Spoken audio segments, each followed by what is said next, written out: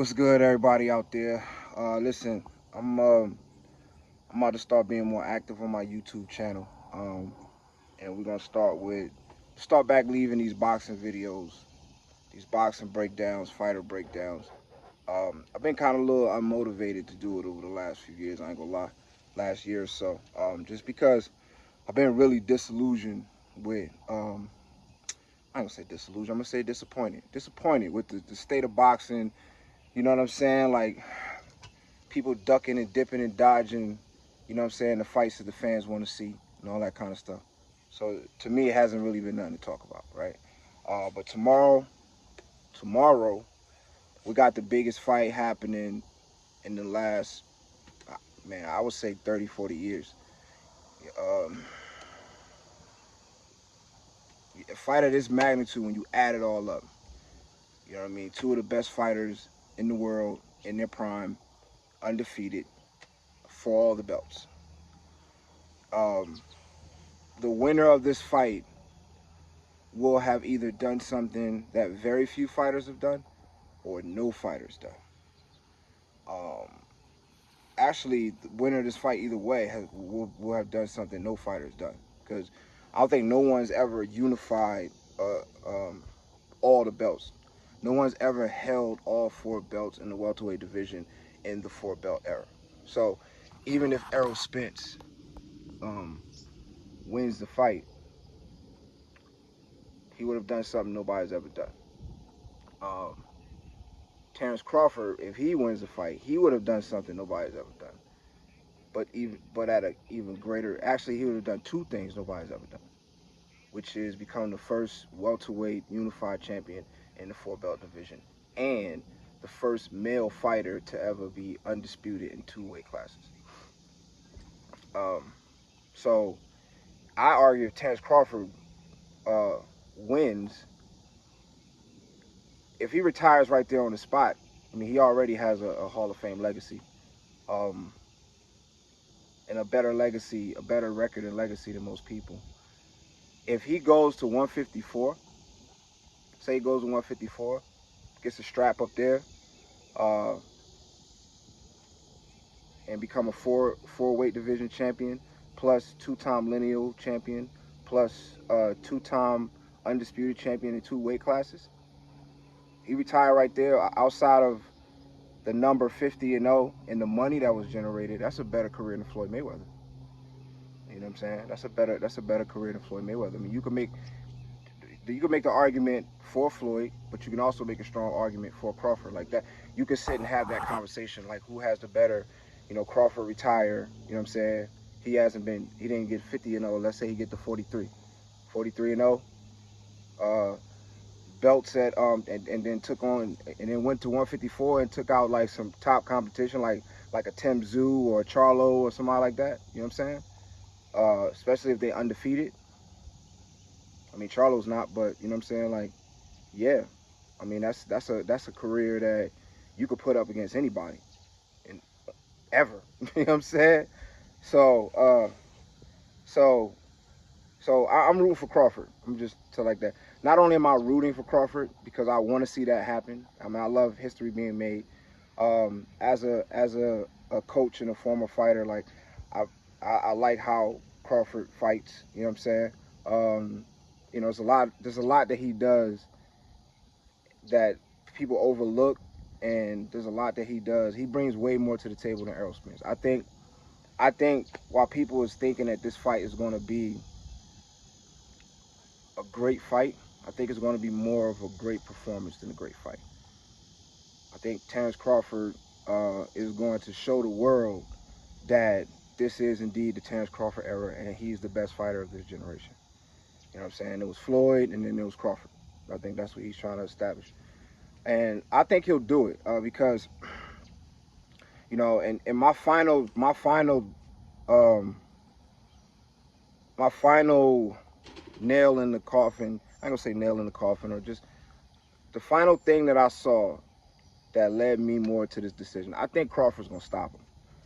I don't think it's gonna go the distance. I think Crawford's gonna stop him. I think Crawford is gonna do to Errol what Errol was promising to do to Crawford. I think Crawford's gonna break him. think he's gonna break him. Because he's already shown cracks. I've seen a few cracks, even in this build-up. I've seen cracks. And I've been seeing cracks for a while. Like I've been saying for a while, I don't think Spence wanted this fight. I think him and Derrick James being upset because they don't have no choice now. I don't think they ever wanted this fight.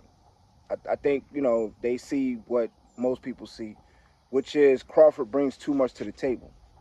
You know what I'm saying? So they create narratives and different things like that. And a lot of Errol Spence fans are gonna see this video and be really upset with me, but it is what it is. But I don't think they ever wanted this fight. Just judging energy, you know what I'm saying? Being a person who, I've been in too many life and death situations. Like you know, reading the energy of people is necessary. It's innate. It's been in me since a child, because almost since a child, I've been in situations where either I'm preparing for my life to be on the line or it is actually on the line. So, and that's here, that's, you know, in this country and in other countries. I'm gonna just leave it there. So being able to read people and read the energy is important. And just the whole build-up, all the way back to the infamous interaction where Spence was like, you know, why wouldn't I take the easy route? All these different things that he was saying led me to believe even then, by his own words, that he would rather not. It's not like he's scared, you know what I'm saying? He's a fighter, of course. But if he had his way, he would rather not. He would rather take the easy route, like he said. Crawford is not an easy route for nobody, you know what I'm saying? Because the bottom line is, like Crawford said in the last press conference, he's never had a close fight. He has more fights than Errol Spence, and none of them have ever been. There's not one Crawford fight that you could look at and say, "Oh man, he lost. He really lost that fight. They gave him that fight, or that fight could have gone either way, or something like that." Errol Spence have a few of those. You know what I'm saying? He got a few of those. Notably, Sean Porter. You know, if it wasn't for that, if it wasn't for him dropping Sean Porter in, I think, the 11th round or whatever it was, Sean Porter was winning that fight. He could have won that fight. You know what I'm saying? He was outboxing the whole time. He was doing more of what he wanted to do than Errol Spence was doing what he wanted to do. He just happened to catch Sean Porter slipping. Now, Sean Porter's been caught slipping before. Remember, Sean Porter beat Adrian Broner from pillar to post. Still got dropped in the 12th round by Adrian Broner. Adrian Broner caught him slipping for 1 second, dropped in the 12th round. Other than that, Sean Porter walked away with that fight. You know what I'm saying? Sean Porter, Adrian Broner would have had to knock him out at that point in the fight, but he did clip him. Put him right on his butt. Boop. You know what I'm saying? So, you know, that fight could have gone either way. You know what I'm saying? When Crawford fought Sean Porter, people could say Crawford was losing the fight, and he might have been, because Sean Porter might have been up on points. But at no point in that fight was Sean Porter controlling the fight. No point in that fight was Sean, he might have been scoring more, doing more, because Crawford is doing, he's assessing the situation, he's doing different things. But at no point, even when Sean Porter tried to get physical, Crawford literally picked him up and walked him to the corner and put him down. Just showing, like, I'm way stronger than you. So you can't even do that. In the whole fight, he's just kind of keeping it at a certain distance. And the proof in that statement would be, oh, that's cap. Proof in that statement is when they told, when Crawford finally believed that he was down, that he was losing. In his mind, he probably thought he was winning. But when they told him, no, you down, bro. You got, nah. He said he's up. Right before he got up, it's not like he even was sitting in the corner and said and had time to take a breath and like, all right, let me game plan what I'm gonna do. He came to that realization as he was standing up. He was standing up and they was like, yo, you down? He was like, I'm down? He's up? Like, yeah. He, okay, turned around, didn't stand up and do it. He was already standing when he came to that realization. Turned around, walked out there and stopped him. And anybody know anything about boxing? No, like, if he could have done that then, he could have done that almost at any point in the fight. You know what I'm saying? Pick it up, okay. Picked up, boom, stop. Right there. Kell Brook, same thing. Kell Brook, when Errol Spence fought Kell Brook, go watch that fight. Kell Brook was winning. First to the 5, Kell Brook was winning. And he was winning by countering Spence. From round 1 to round 5. Comfortably countering, was comfortably ahead, so much so that even in the 6th round, after the 6th round, Sean Porter himself, which is his countryman, everybody over there was like, Kell Brook, 6-1 maybe, or 6-0. Most judges has Kell Brook winning every round, comfortably. Sean Porter was like, I'll give it 3-3. Sean Porter was like, I got 3-3. So even at by the 6th round, according to Sean Porter, they were even. You know what I'm saying? But I say, when I'm watching the fight, Kell Brook is beating him first 5 rounds. Look what happens in the 5th round. He starts to fade. 6th round, he starts to fade. Why was he fading? Because he just came down from 160. He dropped 13 pounds to make that fight. He had to drop 13 pounds from his last fight, coming off of an injury, an eye injury, and a knockout from Golovkin. Going up in weight to fighting the best middleweight in the world, and then coming dropping all the way, losing. And by his own admission, he went into a depression after that. He said it. You know what I'm saying? Started drinking, all that. So now you got to snap yourself out of that, because now you got to drop down back to 147 to fight the Golovkin of the 147-pound division.